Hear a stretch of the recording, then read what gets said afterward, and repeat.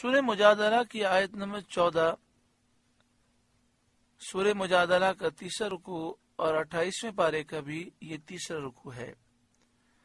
अल्लाह रब्बुल आलमीन ने इरशाद फरमाया, अलम तरा इलल्लज़ीन तवल्लव कौमन गज़िबल्लाहु अलैहिम, क्या तुमने उन्हें न देखा जो ऐसों के दोस्त हुए जिन पर अल्लाह का गजब है।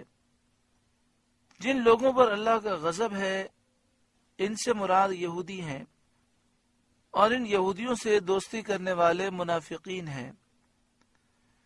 शान नुज़ूल ये आयत मुनाफिकीन के रद में नाजिल हुई जिन्होंने यहूदियों से दोस्ती की और इनकी खैरख्वाही में लगे रहते और मुसलमानों के राज यहूदियों से वो कहते थे, बयान करते थे।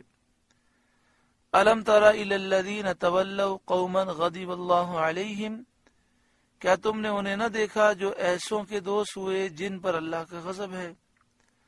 मा हुम मिनकुम वला मिनहुम, वो ना तुम में से ना उनमें से, यानी ये मुनाफिकीन ना मुसलमानों में से हैं ना यहूदियों में से हैं, बल्कि ये मुनाफिक हैं, मुज़ब्ज़ब हैं, ना इधर के हैं ना उधर के हैं।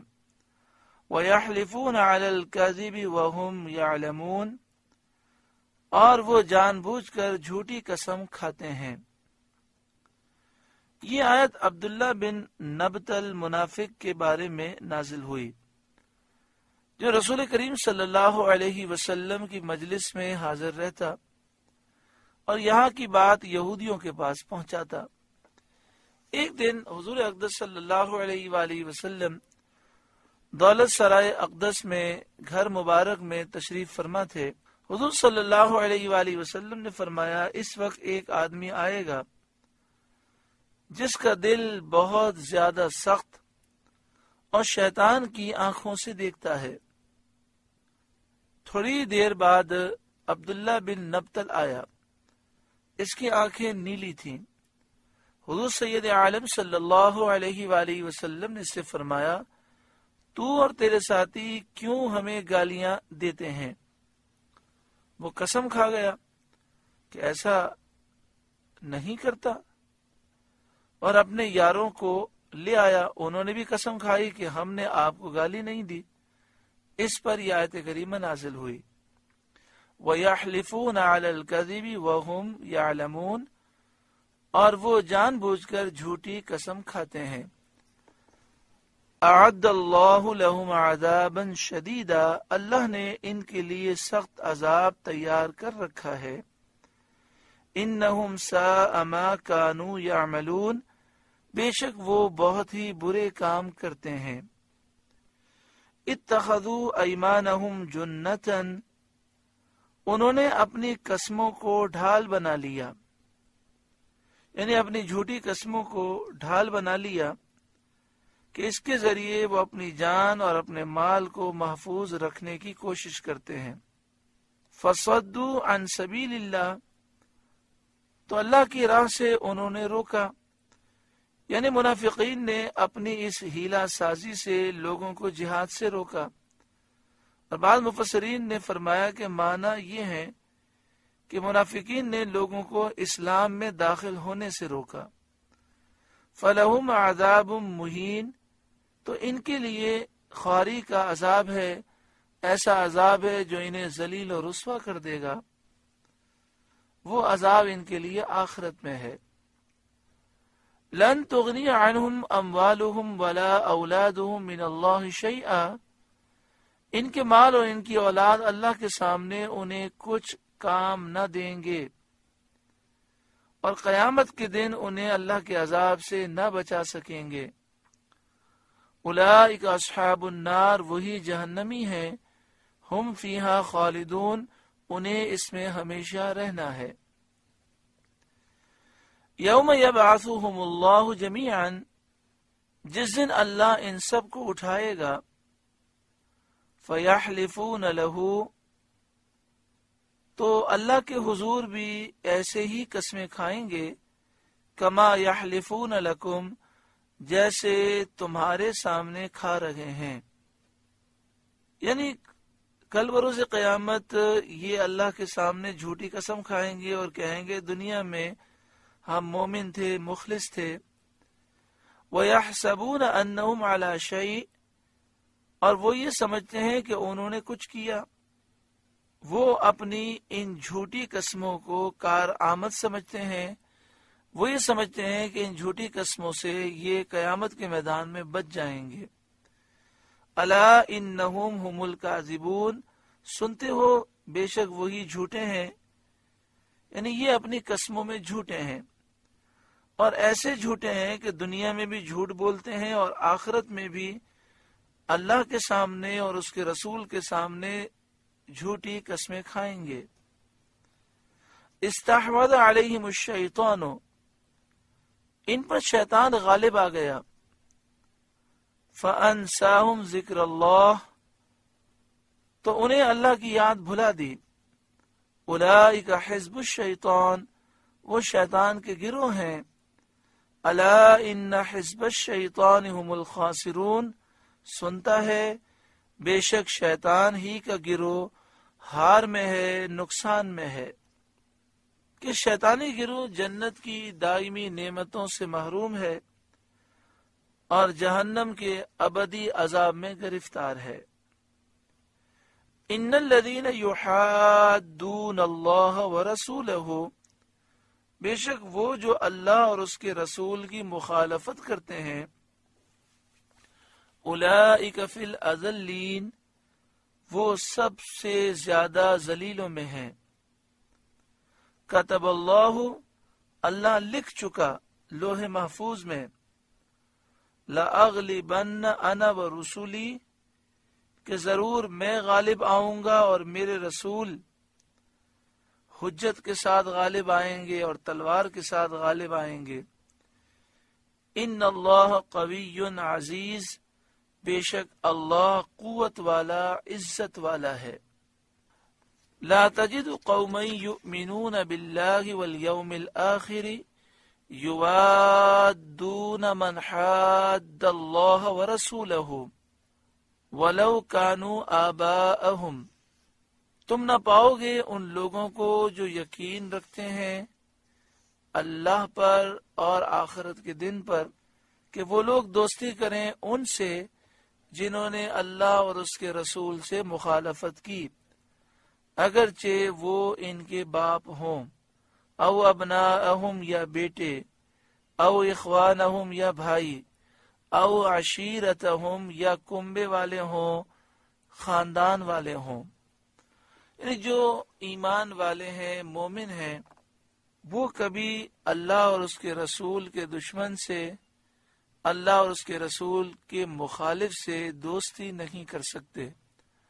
تم کبھی بھی مومنین کو اللہ اور اس کے رسول کے دشمنوں کا دوست نہ پاؤ گے.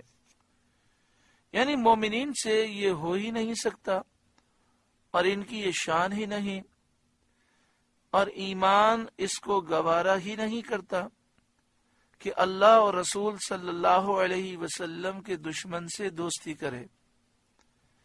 اس آیت سے معلوم ہوا کہ بد دینوں اور بد مذہبوں اور اللہ اور رسول صلی اللہ علیہ وسلم کی شان میں گستاخی اور بے ادبی کرنے والوں سے مودت اور اختلاط جائز نہیں. ان سے محبت کرنا، دوستی کرنا یہ جائز نہیں. ان سے اختلاط جائز نہیں. ان کے ساتھ اٹھنا بیٹھنا، کھانا پینا، ان سے دور رہنا چاہیے، اگرچہ وہ ان کے باپ یا بیٹے یا بھائی یا کنبے والے ہوں. چنانچہ حضرت ابو عبیدہ بن جراح نے غزوہ احد میں اپنے باپ جراح کو قتل کیا، اور حضرت ابو بکر صدیق رضی اللہ تعالیٰ عنہ نے غزوہ بدر کے دن اپنے بیٹے عبد الرحمن کو مبازرت کے لیے طلب کیا. آپ کے بیٹے عبد الرحمن اس وقت کافر تھے، بعد میں اسلام لائے، تو بدر کے میدان میں وہ کافروں کی طرف سے آئے تھے. تو حضرت صدیق اکبر رضی اللہ تعالیٰ عنہ نے اپنے بیٹے عبد الرحمن کو طلب کیا کہ آئے مجھ سے مقابلہ کرے، لیکن رسول کریم صلی اللہ علیہ وآلہ وسلم نے انہیں اس جنگ کی اجازت نہ دی. حضرت مصعب بن عمیر نے اپنے بھائی عبداللہ بن عمیر کو قتل کیا، اور حضرت عمر بن خطاب رضی اللہ تعالیٰ عنہ نے اپنے ماموں عاص بن حشام بن مغیرہ کو بدر کے دن قتل کیا، اور حضرت علی بن ابی طالب اور سید الشہداء حضرت حمزہ اور حضرت ابو عبیدہ بن جراح نے ربیعہ کے بیٹوں عتبہ اور شیبہ کو اور ولید بن عتبہ کو بدر میں قتل کیا، حالانکہ عتبہ، شیبہ، ولید بن عتبہ ان کے رشتہ دار تھے۔ اللہ اور رسول صلی اللہ علیہ وسلم پر ایمان لانے والوں کو قرابت اور رشتہ داری کا کیا پاس ہو سکتا ہے؟ ان کی محبتیں تو اللہ اور اس کے رسول کے لیے ہیں۔ جو بد عقیدہ ہے، بد مذہب ہے، اللہ اور اس کے رسول سے محبت کرنے والا نہیں ہے، کافر ہے، مشرک ہے، منافق ہے، جو حضور کی تعظیم و توقیر کو شرک و بدعت سمجھنے والا ہے، اللہ کے نیک بندے ایسے لوگوں سے دور رہتے ہیں، ان سے محبت نہیں کرتے، ان سے دوستی نہیں کرتے، ان سے الفت کے تعلقات نہیں ہوتے۔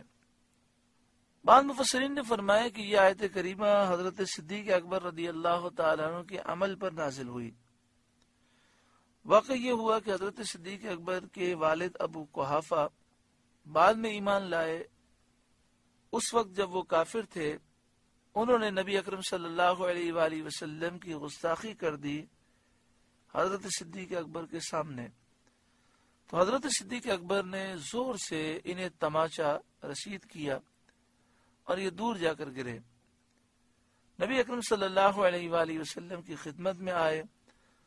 صدیق اکبر بہت رنجیدہ تھے کہ میرے باپ نے حضور کی گستاخی کی، تو نبی اکرم صلی اللہ علیہ وآلہ وسلم نے فرمایا، اے صدیق، تم نے میری محبت کی وجہ سے اپنے باپ کو مارا؟ تو حضرت صدیق اکبر نے عرض کی، یا رسول اللہ صلی اللہ علیہ وسلم، اس وقت اگر میرے پاس تلوار ہوتی تو میں اپنے باپ کا سر قلم کر دیتا۔ تو حضرت صدیق اکبر کے اس عمل کی تائید میں یہ آیت کریمہ نازل ہوئی۔ اولئک کتب فی قلوبہم الایمان، یہ ہیں جن کے دلوں میں اللہ نے ایمان نقش فرما دیا۔ وَأَيَّدَهُمْ بِرُوحٍ مِّنْهُ، اور اپنی طرف کی روح سے ان کی مدد کی۔ اپنی طرف کی روح سے ان کی مدد کی، روح سے مراد یا تو اللہ کی مدد ہے، یا ایمان مراد ہے، یا قرآن، یا جبریل، یا رحمت الہی، یا نور۔ یعنی خلاصہ یہ کہ جو اس قدر اللہ اور اس کے رسول سے محبت کرتے ہیں کہ اللہ اور اس کے رسول کے دشمنوں سے دور رہتے ہیں، اللہ تعالیٰ ان کی مدد فرماتا ہے۔ ایمان ان کا مددگار ہے، قرآن ان کا مددگار ہے، جبریل ان کے مددگار ہیں، اللہ کی رحمت، اللہ کا نور ان کا مددگار ہے۔ وَيُدْخِلُهُمْ جَنَّاتٍ تَجْرِي مِن تَحْتِهَا الْأَنْهَارُ خَالِدِينَ فِيهَا، اور انہیں جنتوں میں لے جائے گا جن کے نیچے نہریں بہتی ہیں، خالدین فیہا، ان میں ہمیشہ رہیں گے۔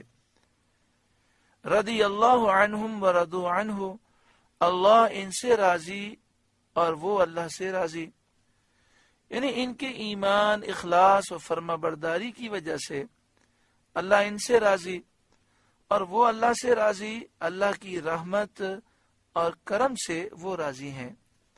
اولئک حزب اللہ، یہ اللہ کی جماعت ہے، یہ اللہ کا گروہ ہے۔ الا ان حزب اللہ هم المفلحون، سنتا ہے اللہ ہی کی جماعت کامیاب ہے۔ سورہ مجادلہ کا درس مکمل ہوا۔ اللہ تعالیٰ اس سورہ مبارکہ کے نور سے ہمارے قلوب کو روشن و منور فرمائے۔